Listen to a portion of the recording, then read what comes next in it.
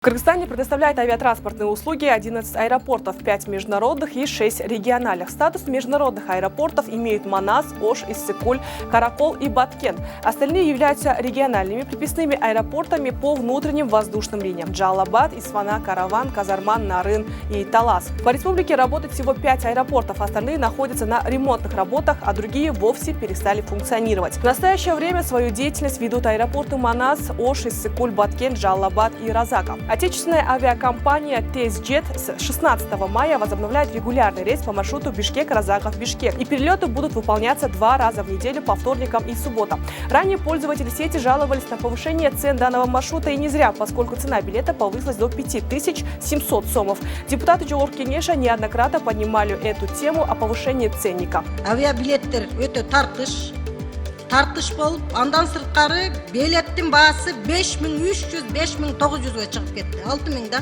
6000 бул биздин жергиликтүү тургундар үчүн бул өтө бардык элдиси 12000 чыгып кетти.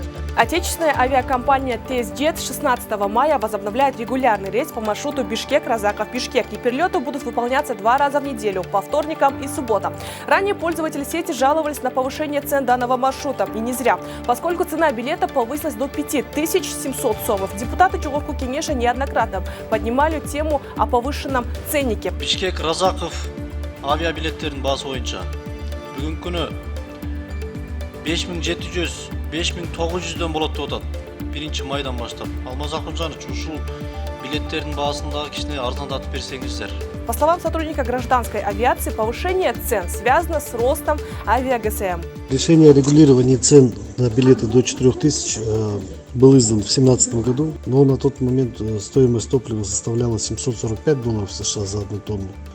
На сегодняшний момент день стоимость топлива составляет $1500 США за 1 тонну. Билеты из Бишкека в Джалалабад выполняются ежедневно. Цена за билет варьируется от 3400 сомов до 4200 сомов. Сегодня, 12 мая, вышла новость о том, что в Кыргызстане возобновят регулярный рейс по маршруту Бишкек-Баткен-Бишкек.